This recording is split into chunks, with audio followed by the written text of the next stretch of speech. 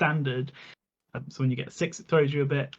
Again, it's another way, I think, of building kind of tension and giving you that release when you get to the G, which is like the tonic. Structurally as well, it's a bit different from like a standard like jazz bossa nova. A would be like a typical kind of formula here. This has got a few more sections than that. I think we go through like A to B to C to A to C to D, something like that. Yeah, this was a welcome relief. Just nice to hear like a bossa nova sound, but like broken up with some very black MIDI that's in it as well. I'm so happy we have you here because I wrote down kind of lounge feeling song. um, yeah, I'm not that familiar with bossa nova. I think the only time I've ever heard the girl from Ipanema is I think maybe your dad playing it. So um, yeah, I think that's a genre that I am not that familiar with. So I'm glad you were able to go through it all. I kind of you've got those nice plucked strings that are going on as well. I don't know if you mentioned, but they kind of feel like it's a chord, but they're all separately plucked. Which it gives a specific feeling on a guitar. I'm probably not explaining that in the best way. But I think you know what I mean. The one this song feels super welcome after the last song. Wasn't expecting it at all because I've listened to Black Midi before, but this felt so relieving. I mean, I was like, oh, thank you. I needed this kind of thing. And I just want to say, I kind of feel like Geordie Greep maybe is stretching the limits of what he can do as a vocalist here. Very much so. It just felt like a stretch for his already kind of unusual styling. This was maybe a bridge too far, but overall, nice song. Was much needed. The last one. I am going to associate myself with both of your remarks here. I've just written down, transition from John L to Marlene is such a pleasant surprise. But yeah, Cam, you sitting over there on Cat Vision. I was very much with you. I think when I wrote down, yeah, quite loungy, very loungy. And talking about Greep's vocals, this is where the change in style from the last album to this album, I think, really starts to make sense. There's a few places where he slips into this, almost Sinatra-esque lounging crooning. And I can't imagine a track like this being delivered seriously on the last album in that nasally tone. And considering, I think, spoiler alert, how regularly this style is utilized on this album, I wonder whether this revolution of voice was something that was carefully thought out, knowing that they were going to be tackling a few songs like this. But honestly, I disagree with you there. I'm in favor of it. I enjoyed it. It's over the top, and as you say, I think you're definitely flirting with a bit of. I don't think there's any way that you can describe it other than cheese or just sort of throwaway here, but it suits this style, I think, surprisingly well. And you even note here, I think, that the traces of faux accent have melted away for the most part here. But yeah, the writing as well works alongside this. You're firmly placed within that cabaret type setting, bright red curtains surrounding a small well-lit stage. And, from my inability to grasp wider meaning, it does still paint such a wonderfully vivid picture. You think about the whole conversation with his shuddering neighbor, who roughly rouses the subject and exclaims, "While a kiss on the lips may not make a frog a prince, an orgasm renders any queen a witch. Metamorphosis exists." That poetry is then followed by "Damn all us idiots, damn us till death." And the music just moves in concert through this throughout. It's impressive. There's a lot of places where I find the writing quite impenetrable on this album, and all of that talk in the press release about these are individual characters and stories. I can't get into that. But where it's at its best, I think, is here, where it is telling a, it's helping build that picture of the story around you. Do you know what? I didn't even look up the lyrics to this song, like any of this album, because I feel like there's so much distraction happening, and I didn't want to lose sight of the music and the vocal delivery and all that sort of thing. I figured that I would regret that because there will be some massive story or some weird thing going on like that. But yeah, no, I didn't look them up. No, I just wanted to ask, are you familiar with the genre bossa nova? Uh, wow, in general. I mean, I wasn't at all, so I didn't know this was a bossa nova song. I've heard that before. I recognize it as a term. I couldn't recognize any bossa nova music, but I think, as Brad says, if I heard a song and then was told this is bossa nova, I would go, okay, yes, I understand this. It was when you were describing animated music, I think, maybe this starts to tie up a little more in my head, especially where I think later on I've made some notes to that effect, that it makes sense. But yeah, new one on me, I guess, or not familiar with.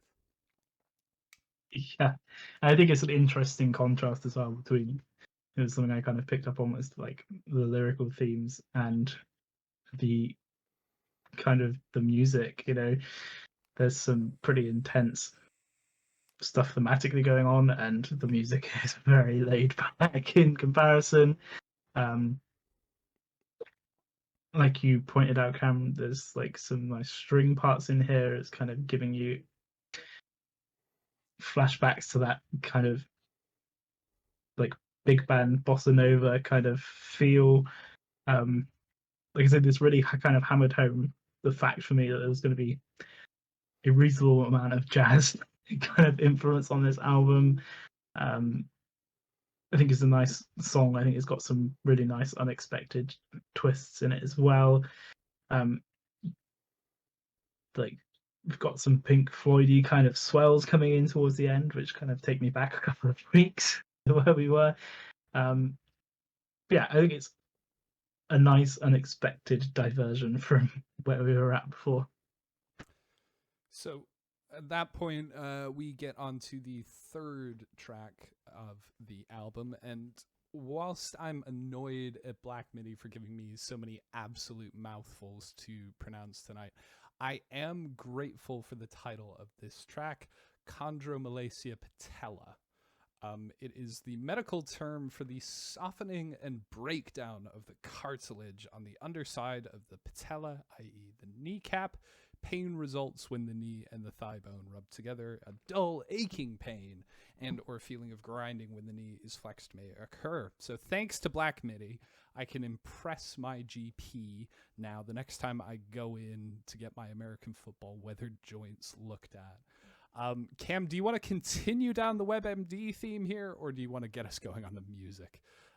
I will say before I hand over to you, though, that Dreadlock says the people demand cats, and you are definitely following through on that demand right now. She's sleeping, man. I can't. I'd bring her up, but she's kind of stretching. If she wakes up, I'll get her close. I'll show Cat. Don't worry about that. What were we talking about? WebMD, Your Bad Knees, Black Midi. Yeah, I mean, the start of this song kind of felt like three different instruments playing three different songs to me. I can't lie. The rhythms in the intro kind of give this a like push-pull feel. I mean, I can't remember exactly now, but there's three different rhythms going on from three different instruments playing at three different times. It's quite insane, to be honest with you. It's got really good textures, to be fair to it, and it's punctuated by those like almost heavy breakdown moments with the synth stab as well, into sort of really nice guitar lead, the bass following, and the drums again are phenomenal here. It's just world class drumming. You won't find better drumming than this. It's got feel, it's got technical prowess, it's got everything. Really amazing. Um, Yeah, some subtle piano as well. It feels a lot more like the last song. It's fairly calm. It's not quite as anxiety inducing as John, whatever his name was. Can't remember. Not good. L. But you know what I mean? There's so many names. Oh, L. There's so many names on this album. Can't remember them all. It's actually weird that you were talking about bossa nova and brought up the girl from Ipanema, Brad, because I kind of said that this feels like the theme music for Bob Ross, The Joy of Painting, which now thinking about it is obviously very bossa nova style. So I was kind of I knew what I was thinking, just obviously wasn't sort of familiar with the genre. That'll be Brad googling now the theme song so you can double check. um, yeah, it's very odd, but the standout is for me the lead guitar and then the bass following the pattern. And you got some like really mad sax going on as well. It's technical, it's avant-garde. Where's the song? Really? Do you know what I mean? Where's the song? It doesn't have like the exhilaration or the riffs of Schlagenheim to this point. It sorry, not the exhilaration, but it just doesn't have for me like the memorable harmony, or the memorable melody, or like that riff that really draws you in. It hasn't happened yet. And I find that a little So I feel like, the intro is probably closer to a Schlagenheim track than we've had so far. Um, it might be better to describe this track more widely as, maybe a combination of the sounds of the first two tracks to some extent. It certainly starts out a bit mathy, but those mad bits of sax just amp everything up. It still sounds, a little calmer though, and the softness of the bass makes you think that you're still sitting in that jazz club, as we've alluded to in previous weeks, but also we were just sat in on the last track, and yeah, we get that cabaret big band creep again. It certainly isn't as clean as Marlene Dietrich was. The unplaceable accent, for example, that's starting to creep back in again. But that's, I think, very broadly where I felt on this song. Yeah, I might kind of diverge here a little bit from opinion, but it does obviously come up with, like, it does obviously start off with that kind of crazy rhythm on guitar. Again, I kind of noted down the sound here, like everything is super dry, everything is super close. I think like kind of cavernous reverb on everything is something that's been creeping into pop kind of maybe slowly over the last couple of years. This is very much the other way. It's very dry. I love the groove on this. I think this really grooves. Awesome drumming. It becomes apparent on this track that the drumming is just phenomenal. We've gone from like bossa nova in the last track where he's clearly playing with brushes for most of it, and now this is like just super amazing groove on here. You've got those big breakdown moments that you mentioned, Cameron. I really love the way that the sax kind of plays with the guitar melody. It feels really free. It kind of feels really natural. It feels. I mean, I think the first album was supposed to be pretty like improv based. It feels like that kind of vibe, possibly a bit more arranged. But yeah, like those sax kind of screams are like the way it works with the breakdown elements, really amazing. Again, some jazz harmony coming in here. We've got like big chords, that awesome kind of clean riff that's like C sharp -7 add 11. Like, yeah, some really interesting harmony here. Kind of provided with the bass as well. Great textural piano and guitar parts coming through. You get some trumpet coming through on here as well, muted trumpet, which I'm always very happy to hear. Again, this kind of goes back to this like clearly a heavy amount of jazz influence here, especially with the harmony, especially with the kind of the guitar work as well. It's not something you're going to hear from like someone that's not thought it through. Um, Again, their ability to shift through gears shines through here as well. There are tempo changes that never feel like entirely forced. It feels like it kind of works in the context of the song. But I do think I would agree with you, Cameron, in unless you are kind of super into like your instrumental music, um, maybe it is going to be lacking in some kind of wider appeal. Um, Lots of interesting stuff if you dig down like deep into what's going on, and technically it's really amazing. But if you're looking for kind of a relatable song, I'm going to say this is a relatable song. There's two levels to it. Now.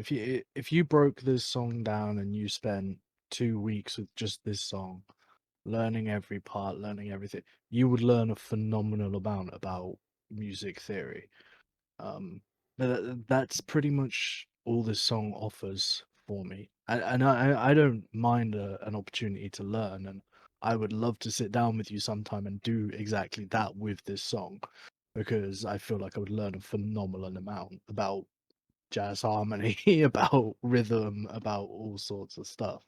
Um, but I always feel that there should be a balance between theory, technicality, and song writing when you're writing an album or a song. And it just feels like that third element is maybe missing, um, in a sense. I get why it's their style and everything like that, but for me they did that on Schlagenheim. They had that third element, and they did it a lot, and they did it very well. That's part of what made them such an exciting band. You could hear that they're phenomenally technical, and they, sat through all the sort of jazz harmony theory lessons, and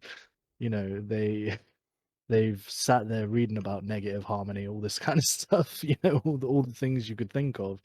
But I just found that was lacking so far on this album, and it just wasn't before, which is where I think the disappointment comes for me.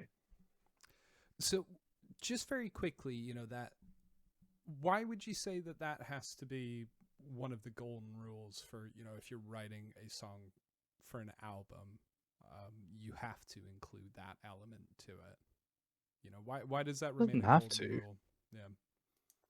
Yeah. I don't think it is a golden rule, because it's music, and I don't think there are any golden rules at all. You know, there are noise bands for a reason, where it's 3 hours of one note. People like that. Um, just for me, it comes down to what they did before and what I know they can do. This just felt like it was missing that third element, of what made Black Midi Black Midi. I've heard lots of bands before where I've listened to them and like, well, you're clearly just a bunch of guys or girls that love playing technical music, love theory, and love seeing how far you can push that. And you got that feeling with these guys, but you also got the feeling that they were great songwriters and they knew a great riff when they heard it, or a great piece of melody, or a great section of a song, or whatever. I go back to 953. That riff on 953, the da da da da da da, is phenomenal. It's one of the best riffs I've ever heard. And it's so groovy and it's so head boppy, you kind of forget that it's so technical and all this theories going on behind it to get there. Doesn't feel like that here. But I don't think it's a hard and fast rule. I mean, there are no rules in music, essentially, as far as I'm concerned, anyway. So I think just very quickly, I'm not going to labor this too much, but I still find it impossible to place any meaning to the lyrics at this point in the album. I put my hands up and say that this might just be my A-level English lit qualification not reaching, high enough heights here for that. But yeah, deep in their burrows, black creatures make nests. No needle can rupture. My fingertips folding. Almost sounds like an AI designed by Black Midi could have been pumping out these phrases. I am drawn to the phrase "Can Franken Berentis Asodski Potski Bori," but I've Googled it, run it through Translate, relatively confident that it's just gibberish, or I've activated some Soviet spy somewhere in the world by saying it out loud. More songs should end with a slide whistle, though. And maybe it's why I've got the Technicolor filter over this song. And with that slide whistle, we move on to Slow. This is the first song name on this album that I haven't had to Google. My first question here, and anybody please feel free to jump in. Have we still got Greep on vocals on this track? It sounded a different voice to me, but at this point with this band, I'm not confident in saying either way, really. I picked up on that as well. It did sound like you've got someone else in this band that is singing this song. I'm not entirely sure. I don't know, but I haven't looked possibly one of the other members. I've not looked. Yeah, I've not looked into it to know if there was a credit for someone else, but yeah. So I thought this was another person. Yeah, the bassist is down as providing some vocals on the album, and I can't think of many instances of really clear backing vocals being given on many places across the rest of the album. It might be that. I haven't seen any liner notes or anything like that to see if there was any change in credit here, but it did sound like a different voice to me. Cam, you were making a little more of a not sure face there. Pass me by entirely. I kind of at a certain point with Black Midi, I don't come to them for vocals. So I kind of zone him out a lot of the time, and it's quite easy to do because there's so much else going on that you can focus on. I think if they're very much an either or band, aren't they? If you try and focus on everything and the overall sound, it just maybe you'll tell me I'm wrong, but I can't do that with them.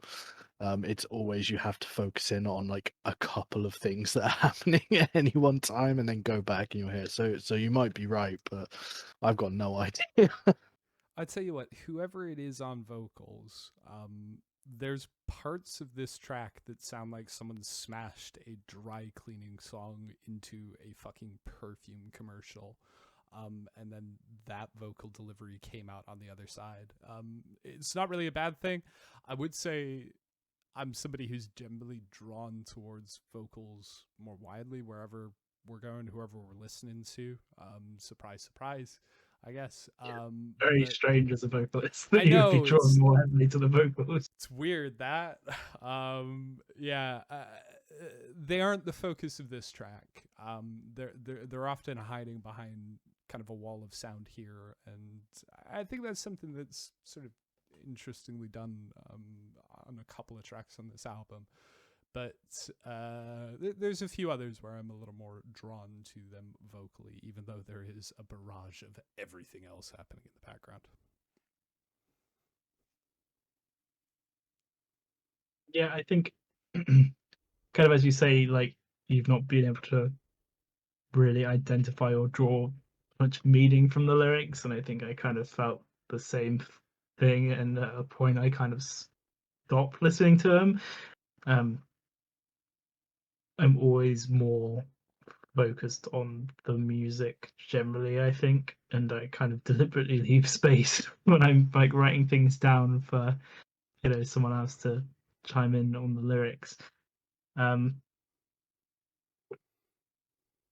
Again, a lot of interesting kind of jazz harmony here. A lot of groove. Again, the drums stand out to me on this album like more than anything, I think. Great drums. This is a song, if I ever feel like I'm trying to write a drum part and I feel like I do not want to put snare on 2 and 4 every single time I write a song. Amazing drumming here. I've not been able to pick up any overarching themes lyrically, but the way some of the music works with the lyrics is really great. You've got like descending parts, as he says, down, things kind of softening up as he starts to go into like he's repeating slowly at points, and the music kind of matches and kind of morphs with it. Best part for me about this song is sax solo. Like, why would it not be? You know, like there's a sax solo here. Like, enjoy it. It's over some fucking crazy changes as well. I think this band really does well at kind of mixing up gears, like I said before, and kind of changing energy. They do really well at like they're like basically masters at kind of pulling you along for the ride, no matter like what that ride necessarily is, or if there is like a deeper meaning in it. But they change energy so kind of flawlessly, so kind of effortlessly. You just can't help but be dragged along with it. Again, there's more like awesome kind of jazz harmony stuff going on here. Lots of tense kind of harmony as well. You've got tritones, chromatic stuff. There's some filthy bass sounds, those like big hooks. A lot of this kind of calls back to the previous song as well. The intro riff, like straight away, it sounds like the previous song. It's just like arranged completely differently. Obviously, the previous song was mostly on guitar. This is like kind of using the horn section a bit more. But yeah, great like transitions in energy. I found a sax solo, lots of dissonance. I would imagine it must be a different vocalist. I think it must be a different vocalist. Just can't tell with Black Midi. Just can't tell. I think any other band, I'd be like, yeah, this is a different vocalist. Yeah, can't be sure here. Can't be sure. I'm gonna with yes with you, but yeah. But I Dinosaur think Jr. kind of threw me like that. it was They very kind of threw me off with their vocalist change. very sweep it into space kind of feeling where it's like, is this somebody else? Not really sure. Oh, at least you could Google that there and find out. But you know, there's so much kind of secrecy, I think, surrounding this band. Yeah. Just on the drummer quickly, Brett, because I know you're as blown away with him as I am. I think when he was 16 or 15 or something like that, he won the award for Britain's best drummer. He's well known to be phenomenal, and every time I hear this band, I just think, is there any way I could ever poach him to come play with something we do? I feel like we'd be a far better kind of outfit, because my god, I just, every time I hear them, he just does things that I've not heard drummers do in a 3-4 piece rock band setting kind of thing. You know, I'm kind of thinking to the jazz greats when I hear drumming like this, you know, Buddy Rich and the likes of. It's absolutely phenomenal. So yeah, there's the drumming, and then of course the sax solo. Like I think it's impossible to dislike a song with a sax solo in it, whether it be Careless Whisper, whether it be Baker Street, or whether it be that Eurovision song with the epic sax guy. don't compare this. Everybody loves it. Don't, that's disgusting.